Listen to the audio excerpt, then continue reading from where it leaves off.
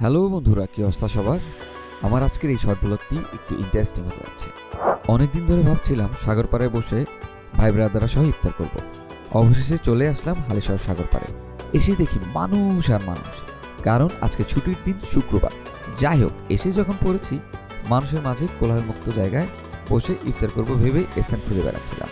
আর এদিকে আকাশও মেঘলা, বিজলিও চমকাচ্ছিল।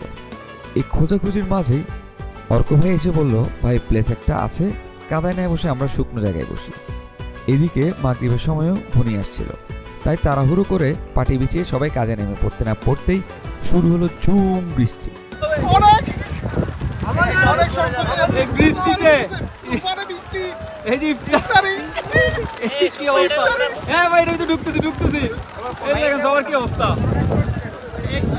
সাগর পাড়ে ইফতার করতে আসছিলাম, হঠাৎ এই বৃষ্টিতে সবাই এনজয় করতেছিল, আবার বেকায়দাও পড়ে গেছিল। রহমতের বৃষ্টি আমাদের ইফতারের সঙ্গী হয়ে কিছুক্ষণের মধ্যেই উধাও।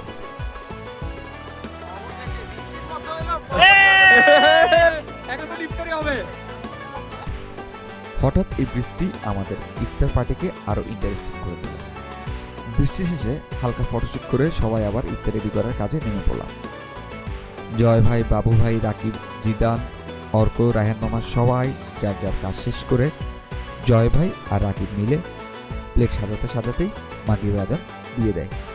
আমাদের ইফতারও আলহামদুলিল্লাহ খুব সুন্দরভাবে শেষ হয়। সাগর আর বৃষ্টির সাথে ইফতারের এই এক্সপিরিয়েন্সটা আমাদের খুবই চমৎকার একটি মুহূর্তের সাক্ষী হয়ে থাকবে আমাদের মাঝে।